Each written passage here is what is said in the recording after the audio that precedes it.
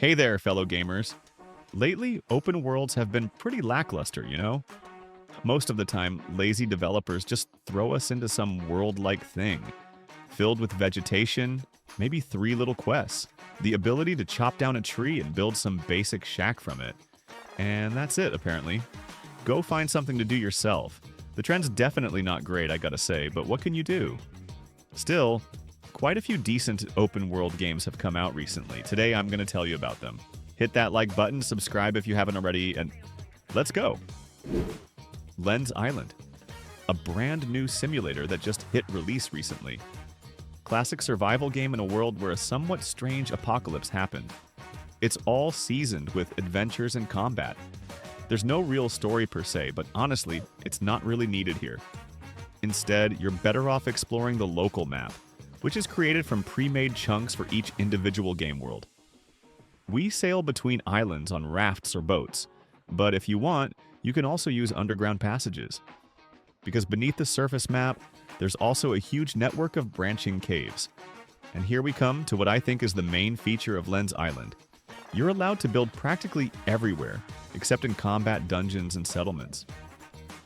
In other words, you can go scrape some stones in a cave, immediately build a bridge over a chasm, set up a base with a mushroom farm near an underground lake, install a teleport with defensive towers, and get into decorating.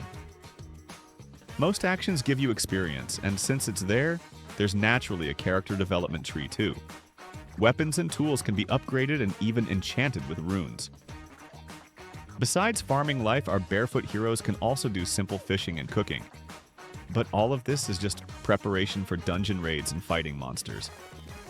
Overall, the activity set is pretty solid, and most importantly, all of this is in co-op with friends, up to 8 people.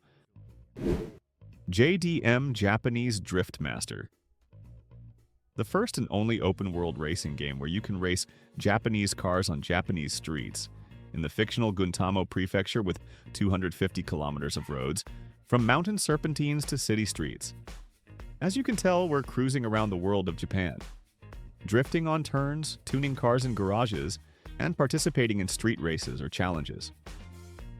Naturally, you'll need to collect money for upgrades, from engines and suspension to visual tuning like neon or spoilers, just like in the good old underground, exploring the map with hidden spots, drifting in rain or at night for extra points. Or you can just come home after work, launch this thing, and with pure bliss, just chill, cruising through the mountains and enjoying some pretty decent graphics with some funk in your ears. The physics here are semi-casual, so both someone who still drives with arrow keys will figure it out, and working folks who need more realism. Overall, a really good thing.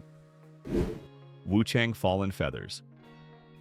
A new release that came out literally recently and immediately gathered a bunch of negative reviews, mainly due to poor optimization. Because, of course, new releases never have that problem, and here we go again. But nevertheless, as I said, this is a completely new action RPG with Souls-like elements, where all the action takes place in Ming Dynasty China, where a feathered plague turns people into monsters.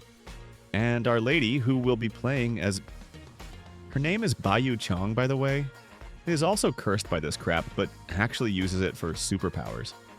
We'll be running around with her through the open world, from ancient temples and villages to infected swamps and fortresses, beating up ugly monsters, bosses, and cultists. It looks beautiful thanks to Unreal Engine 5, and this applies both to the decent visuals of the world we'll be running through, and the bosses too, made according to all of Miyazaki's canons. Yeah, on one hand, you could call this just another Souls game, and there's already a ton of those. But in an era when Asians started making beautiful heroines and went crazy with action-style combat, why not? Trench Tales, a game that's slowly moving from the forest with 3 quests category into something decent, since the developers don't forget about updates. By itself, this is a fresh indie game in the third-person action genre that launched in early access in May. We're in an alternative world where World War I and II mixed with supernatural horrors like zombies or occult stuff, and we as a lone fighter wander through this huge open world full of destruction. The goal is simple: unravel the mystery of our summoning to this place, confront the sinister forces that brought us here, and ultimately forge a path back to our world. Naturally, we'll be picking off enemies with authentic local weapons, and besides that, upgrading and improving them. The weapon customization system lets you modify barrels, stocks, sights, and grips, improving accuracy and stability. Pretty typical set, basically. It's still pretty raw for now, but overall it's getting finished, and you can definitely run around and test it out. Age of Reforging, the Freelands. And this is a medieval RPG sandbox with huge freedom of action and some rough graphics like from the year 2000. But when has graphics ever stopped us anyway? It all starts very nicely. They show us a cutscene about how the goddess of fate frees a gladiator from slavery, and now he has to gather an army that will sweep away everything in its path. And yeah, that's us. We just need to create a hero. There are 4 races: human, elf, dwarf, and orc, though they're called slightly different. And of course, you need to pick a class too, but there's one catch. Depending on the class, the game difficulty changes too. For example, playing as a bandit will be brutally difficult, but a regular mercenary, like a heavy warrior, will let you not sweat too much in battles overall.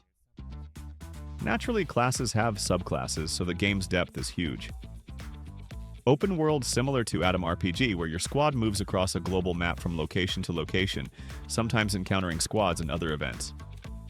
Go, beat mobs, collect loot, but if you want to run around, you generally can. Rise of the Ronin. A game that stumbled really hard at launch and which most players missed due to mixed reviews. You know, Steam ratings can really brutally ruin sales and even kill some developer studio. But this is Team Ninja. You can't kill them like that. One of the most ancient Japanese studios with a very rich history. Since '96, the developers have been releasing projects concentrated on one main gaming aspect: gameplay. They can't do graphics, story either really, but with gameplay, very good. Rise of the Ronin especially stands out with its combat, which is the pillar of everything you can praise about the game. At the head of the combat system are the combat stances familiar to all Nioh and Wolong players, except in Rise of the Ronin. Combat stances of different schools that have their own moveset, their own special attacks and finishers. For each main weapon type, and there are 9 here, and there are at least 3 combat stances. And this is that case where whatever weapon you pick, you get a completely different experience and approach in battle. This is really well thought out. And thankfully, they finally got the optimization right, because at the beginning when it came out, it was really impossible to play. Now it's more or less okay. Gedonia 2. I flew through the first part here on vacation a couple weeks ago with enormous pleasure, even despite the fact that the game was rough in places. Well, not in places, completely, but it was still fun. Like a single-player WoW. However, in the second one, you'll find improved graphics, the ability to play in co-op with up to 4 people, more refined character creation that lets you put together dozens of different builds. Plus, unlike the first part, in the second one, the game's open world is more dynamic, and your decisions can even transform this very world. Broke a dam? Now part of the map is flooded, and that's cool. Naturally, like before, there's crafting, hundreds of quests, sometimes very amusing ones, building your house, and other little details of typical RPGs. There's definitely still less content than in the first part, but that's a matter of time. The developer here is pretty decent. The Quinfall. You know, getting good reviews for a game that's also an MMORPG is basically an impossible task. Literally everything that comes out gets hated on super quickly. And we're talking about a fresh MMORPG with an open world that first showed up half a year ago. Back then, I definitely wouldn't have jumped into the game, but over these 6 months, the situation is generally going in the right direction. We end up in a gigantic map of 2,000 square kilometers. Besides walking back and forth after creating a character, obviously the game has gathering, gardens, crafting, caravans, naval content, dungeons, world bosses, guild versus guild, PvP events. In short, the game has a crazy amount of activities. Yeah, not a very big online population. There are still bugs and other rough edges that they'll be fixing for more than a year. But overall, it's quite playable now. At minimum, there are tons of activities, though. Dune Awakening. And here's where you should definitely go, because the game is good in the form it's in right now. That's Dune. Big online population, big world, tons of development options, and battles with other players. Spending a couple hundred hours on Dune is absolutely nothing. If you don't know what to do in it and haven't heard much besides the name, let me explain. First, there's a decent story here, and it's interesting to dive into because Herbert's universe is very, very deep. Second, the gameplay itself. After creating a character and going through a small tutorial where they'll teach you the basics of what you need to do, after that, everything splits into two types, grind and building. If building is self-explanatory, then grinding sometimes offers interesting situations. For example, you might be leisurely driving for basalt and run into a battle between NPC factions. Sometimes there's a ship crash event. You literally see a shot-down shuttle falling, and you need to loot it quickly because very soon, Shai Hulud, the local sandworm, will eat it, literally devour it. Various research complexes, each with its own story, different locations, though it would seem desert is desert. Contracts of bring, deliver, kill, several units of transport including flying ones, each of which lifts you to a completely different level of gameplay. And once you've leveled up a bit and gotten the necessary skills, combat starts playing with different colors. Anyway, I could continue for a long time, but if you're going into survival, you probably know you'll face tons of grinding. After almost 100 hours, I'm still not bored. Game of Thrones Kingsroad. If you still want a full-fledged big world in some familiar universe, how about the Game of Thrones universe? Kingsroad, recently released on both PC and mobile, can generally give you this experience. We're in the shoes of a bastard from House Tyrell in the north, trying to restore family honor in the world of Westeros, full of intrigue, White Walkers, and dragon stuff. The game draws everything from Thrones lore. From King's Landing to the Wall. It's all here. And all of this within a huge world for exploration, with co-op and microtransactions, but with cool combat and story. We'll be wandering through the Seven Kingdoms, doing quests to strengthen political positions, helping the Night's Watch, and fighting the undead. There are several classes, by the way, Knight, Mercenary, or Assassin, and all with unique skills, obviously. But overall, the combat is pretty decent. Dodging, parrying, combos, and so on. In short, among new releases, it stands out with familiar lore and free entry, but microtransactions here are, of course, a bit crazy, and developers aren't rushing to adjust them. The wonderful Tainted Grail. The Fall of Avalon, which I'm now playing through for the second time, this time as a mage. So, Avalon, as soon as you press the Start Game button, you're greeted by a simple character editor. There's only one race, human. But you can choose gender and adjust facial features, body, hairstyle, and so on. The adventure begins behind bars, in the best Bethesda traditions, but not quite in prison, rather in a sinister medical facility where prisoners affected by the Red Plague are subjected to terrible experiments and observations in attempts to understand the disease's origin and find a cure. This is the starting location, your first testing ground. Thoroughly going through it takes about 2 hours, give or take. It's incredible, rich with secrets, populated by colorful characters, and will reward you with valuable loot that becomes a reliable foundation at the start of your journey. And then you end up in a huge world that just beckons you to explore and look under every little stone. It's divided into 3 locations. The first, Southern Horns, is the most compact, but incredibly rich. Interesting places, quests, and mysteries await at every step. Right at the beginning, you can see a statue, behind it a huge wall. A bit to the right, a bloody lake hides its dark secrets, plus day and night cycle where weird appears at night, turning all monsters in the area into horrible creatures. In settlements, hundreds of quests await you. Leveling is also incredibly extensive. You can play through the game like 5 times, and each time everything will be different. And the decisions you make during quests also affect a lot, up to wiping out entire settlements. Overall, legendary stuff. One of the best games of this year, in my opinion. And this is SCUM, which reached full release, and now you can run around naked through the endless expanses of this world without the early access label, after a whole 7 years of development. We're prisoners on a huge island where a brutal reality show is happening, with cameras, zombie-like puppets, and other players who want to take us down. The game focuses on realistic survival with tons of character customization, from muscles to the size of your lower equipment, and offers a huge world for exploration, crafting, and PvP battles. Naturally, over all these years of development, tons of mechanics have appeared here. Just the super realistic food system and metabolism alone is something. Eat too much fatty food and your character will gain weight, slowing down running. Don't eat enough protein and muscles will atrophy, affecting your strength. Cool stuff. We'll also be building bases, driving cars, hunting, fishing, and participating in show events like airdrops or producer tasks, where you can earn points for cool perks and equipment. Overall, it's a bomb. If you haven't played it, fix that. Rooftops and Alleys. And this is something simpler. The best parkour simulator with just gigantic, huge maps where you'll be doing backflips like crazy. Yeah, it's not a full seamless world, but rather big maps. But these also hold their secrets and hidden paths, so climbing and exploring is pretty fun, especially in co-op.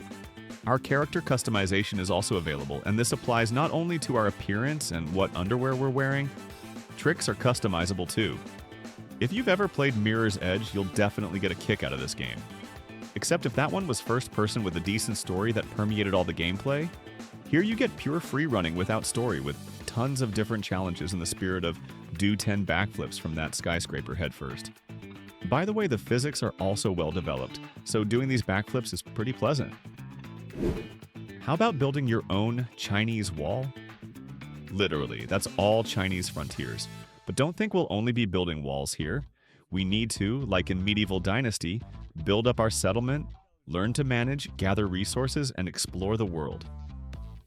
The next step will be finding people for our settlement, further village development, and only then will they let us near the Great Wall. Makes sense since we need to first form our community, and only then work together on the defensive wall. What's nice is there's English language support, so we won't have to admire Chinese characters for greater immersion. Graphically, it looks pretty ordinary, but what's worth praising is the optimization. Everything here is at an excellent level. Obviously, mechanics-wise, it's still rough. Early access again, but still pretty good. Batman Arkham Knight. I hate to disappoint you, but this game came out in 2015. Yeah, it's starting to age, but visually you wouldn't say so. I thought it came out just a couple years ago. And this scares me a bit. How fast time flies. But anyway, visually Batman. Arkham Knight has stood the test of time. It's so detailed that you could put it on par with modern games. The graphics in the game are just some kind of miracle. Even if the game came out now, I'd believe it. Everything in the game is at a high level. The city, environment, raindrops flowing down the cape, character development, and the draw distance is just amazing. The developers did tremendous work 10 years ago. The graphical component made a quantum leap in development back then. The gothic dark atmosphere of Gotham is conveyed and felt at a high level. Current gamers might be amazed by 8K resolution with ray tracing, Lumen, Nanite, Unreal Engine 5. But even without this, the game is just stunning. Even the most picky graphics people. I played through this game on different platforms, and the game looked absolutely amazing everywhere. Even now on PS4 it looks worthy, so if you have old hardware, try it out, play it. The visuals will pleasantly surprise you. And that's where we'll wrap up. The open world game genre isn't exactly thrilling us with new releases lately, but even so, you can find something to play. And if you liked at least one game from this compilation, support it with a like, and subscribe to the channel so you don't miss new videos. And of course, if I missed something, write the name of that game in the comments. See you soon in new videos.